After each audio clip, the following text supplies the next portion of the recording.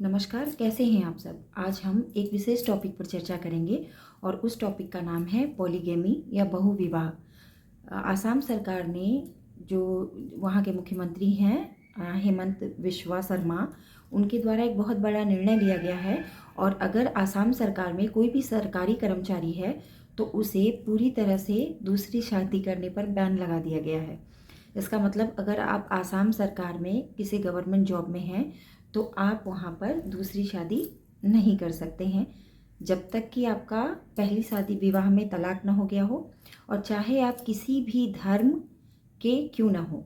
जैसे आप जानते ही हैं कि मुस्लिम धर्म में 4 शादी अलाउ की गई है। अगर आपका कोई भी धर्म हो, आप हिंदू धर्म से बिलोंग करते हो या मुस्लिम धर्म से बिलोंग करते हो, या आपका जो पर्सनल लॉ है वो अगर आपको ये परमिशन देता भी है कि आप शादी कर सकते हैं दूसरी पहली वाइफ के रहते हुए भी, तो भी आपको सरकार से परमिशन लेना ज़रूरी होगा। वैसे अगर आप देखें तो पॉलीगैमी मतलब बहुविवाह की जो प्रथा है वो महिलाओं का जो अस्तित्व है उसे मिटाती चली जा रही है। महिलाओं की स्थिति बद से बदतर इस पॉलीगैमी के कारण हो रहा है। तो आप लोगों का इसमें क्या राय है? मुझे तो लगता है कि पॉलीगैमी को पैन लेवल इंडिया पर बैन कर देना चाहिए। फिलहाल आसाम सरकार ने ये सराहनीय कदम उठाया है। अगर आप मुस्लिम हैं और आपको 4 शादी करना अलाउ है तो भी आप जो असम सरकार का रूल है, नया रूल है, उसके अकॉर्डिंग आप आसाम सरकार में अगर गवर्नमेंट पद पर हैं तो आप दूसरी शादी नहीं कर पाएंगे। और अगर आप दूसरी शादी करते हैं तो इसके लिए आपको सरकार को लिखित में सूचित करना पड़ेगा। दरअसल सरकार ने इस योजना को इसलिए लाई है क्योंकि कई बार क्या होता था कि जैसे कोई मुस्लिम पर्सन है तो वो 2 की जगह 4 शादियां कर लेते थे और ये पता नहीं चल पाता था कि उनकी मृत्यु के बाद किन किन वाइफ को पेंशन दिया जाएगा। तो इस तरह की बहुत बड़ी समस्या उत्पन्न हो जाती थी। इसीलिए सरकार ने ये निर्णय लिया है कि अगर आप दूसरी शादी करते हैं और एक सरकारी कर्मचारी हैं, चाहे आप महिला हैं या पुरुष हैं, तो आपका जो ये है नौकरी है वो भी खतरे में पड़ सकती है। तो इसके लिए आपको सरकार को इन्फॉर्म करना ज़रूरी होगा। अगर कोई महिला भी सरकारी कर्मचारी है और उसे ये पता है कि वो जिस भी पुरुष से शादी कर रही है वो पहले से शादीशुदा है, तो उसकी भी नौकरी खतरे में पड़ सकती है। और इसके साथ ही साथ उन पर आईपीसी के तहत और जो कर्मचारी नियमावली अधिनियम है उसके तहत तो केस चलाए ही जाएंगे और साथ प्रोसीडिंग चलाई ही जाएगी, और साथ ही साथ एक हैवी पेनल्टी भी उनको पे करना पड़ेगा। अब देखिए पॉलीगैमी को लेकर के हमारे देश में अलग अलग कानून बना हुआ है। जैसे मान लीजिए कोई हिंदू है तो कोई हिंदू दूसरा विवाह कब कर सकता है? या तो वो अपनी पत्नी से म्यूचुअल अंडरस्टैंडिंग से या किसी भी तरह से उसका डाइवोर्स हो जाता है तब, या फिर उसकी पत्नी जीवित नहीं है तब। ये 2 ऐसे कंडीशंस हैं जब पुरुष या महिला किसी दूसरे व्यक्ति से विवाह कर सकता है। और कहीं कहीं पे ये भी देखा गया है कि अगर हिंदू रिचुअल से आपका विवाह नहीं हुआ है तो उसको लोग शून्य करार देते हैं और उसके बाद भी वो दूसरी शादी कर लेते हैं। दूसरा नियम है जैसे जो लोग स्पेशल मैरिज एक्ट के तहत विवाह करते हैं, जैसे मेरा विवाह हुआ है।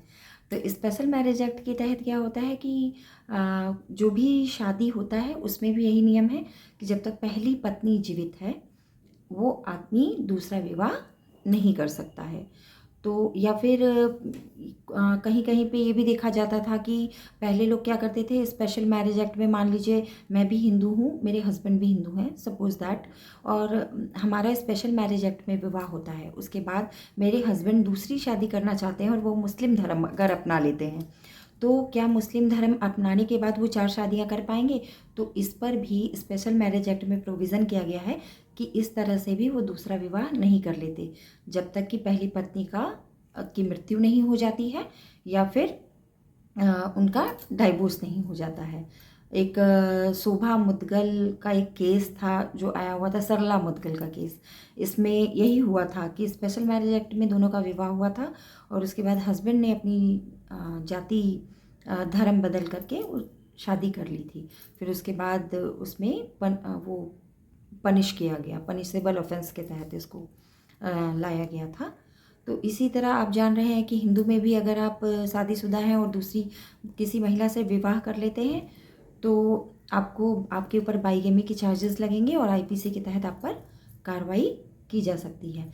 एक एक्सेप्शनल है मुस्लिम लॉ में ये प्रोविज़न है कि अगर आपकी पत्नी जीवित है तो आप उसके रहते हुए भी 4 शादियाँ कर सकते हैं। तो ये मुस्लिम लॉ की बात हुई।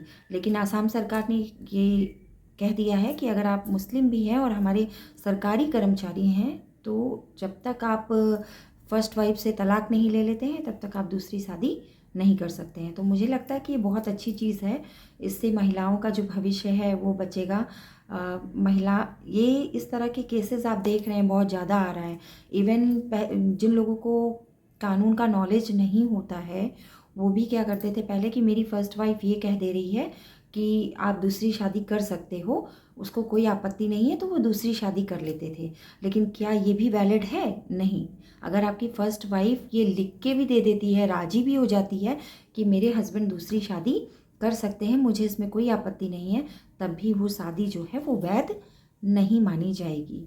और मुझे लगता है कि इस तरह का कानून पैन इंडिया लेवल पर लागू किया जाना चाहिए ताकि महिलाओं की जो लाइफ है, उनका जो फ्यूचर है वो सिक्योर हो सके। क्योंकि हर महिला कहीं ना कहीं इस तरह की चीज़ों से इनसिक्योर फील कर रही है। क्योंकि आजकल आप देख ही रहे हैं बाइगेमी के बहुत सारे केसेस आ रहे हैं। महिलाएं अपने फ्यूचर को लेकर बहुत इनसिक्योर हैं। और साथ ही साथ असम सरकार ने ये भी निर्णय लिया है कि बहुत जल्दी बाल विवाह पर, पॉलीगैमी पर पूरी तरीके से बैन लगा दिया जाएगा। मतलब द्विविवाह या बहुविवाह को पूरी तरह से बैन कर दिया जाएगा और आसाम में द्विविवाह होना ही पॉसिबल नहीं होगा। फिलहाल तो ये चीज़ें केवल सरकारी कर्मचारी पर ही लागू होंगी। आप लोगों को भी क्या ये नहीं लगता है कि इसे पूरे देश में लागू कर दिया जाना चाहिए? तो मुझे तो लगता है कि इसे पूरे देश में लागू कर दिया जाना चाहिए। क्योंकि विवाह जो है एक संस्कार है और एक पवित्र बंधन है। और अगर इस तरह से होने लगेगा तो आप देख ही रहे हैं कि लिव इन रिलेशनशिप के कारण कितनी सारी घटनाएं हो रही हैं। सबसे ज़्यादा महिलाएं आत्महत्या कर ले रही हैं। लिव इन रिलेशनशिप में लोग औरतों का मर्डर कर दे रहे हैं।